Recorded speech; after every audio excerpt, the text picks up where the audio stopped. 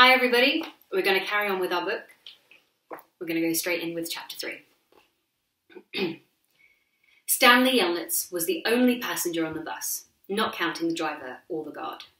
The guard sat next to the driver with his seat turned around facing Stanley. A rifle lay across his lap. Stanley was sitting about 10 rows back, handcuffed to his armrest. His backpack lay on the seat next to him. It contained his toothbrush, toothpaste, and a box of stationery his mother had given him. He'd promised to write to her at least once a week. He looked out the window, although there wasn't much to see, mostly fields of hay and cotton. He was on a long bus ride to nowhere. The bus wasn't air-conditioned, and the hot, heavy air was almost as stifling as the handcuffs. Stanley and his parents had tried to pretend that he was just going away to camp for a while, just like rich kids do. When Stanley was younger, he used to play with stuffed animals and pretend the animals were at camp. Camp fun and games, he called it. Sometimes he'd have them play soccer with a marble. Other times they'd run an obstacle course or go bungee jumping off a table, tied to broken rubber bands. Now Stanley tried to pretend he was going to camp fun and games. Maybe he'd make some friends, he thought. At least he'd get to swim in a lake. He didn't have any friends at home. He was overweight, and the kids at his middle school often teased him about his size. Even his teachers sometimes made cruel comments without realising it. On his last day of school, his math teacher, Mrs. Bell, taught ratios.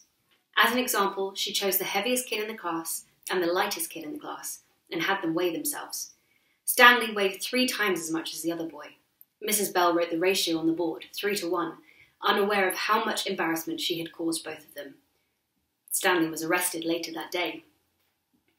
He looked at the guard who sat slumped in his seat and wondered if he had fallen asleep.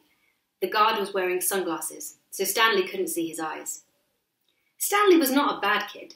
He was innocent of the crime for which he was convicted. He'd just been in the wrong place at the wrong time.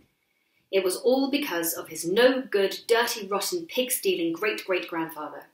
He smiled. It was a family joke.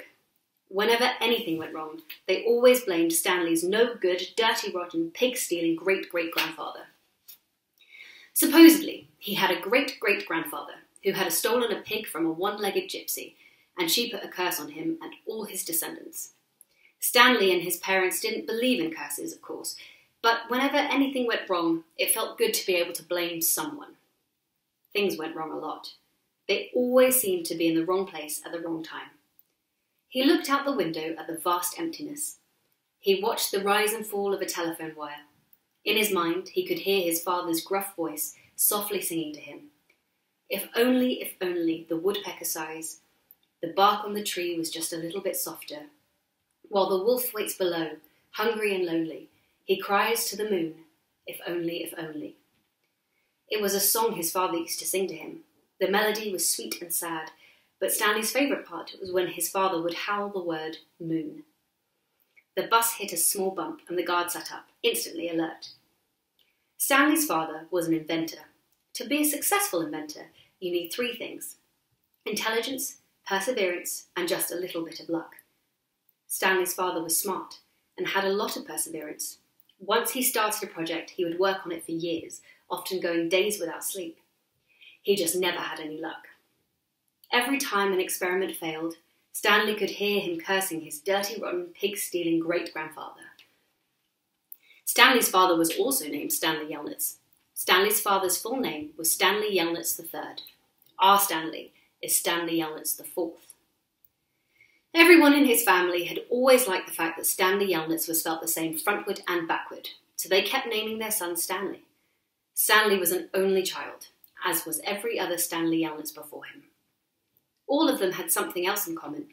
Despite their awful luck, they always remained hopeful. As Stanley's father liked to say, I learned from failure. But perhaps that was part of the curse as well. If Stanley and his father weren't always so hopeful, then it wouldn't hurt so much every time their hopes were crushed. Not every Stanley Yelnats has been a failure, Stanley's mother often pointed out, whenever Stanley or his father became so discouraged that they actually started to believe in the curse.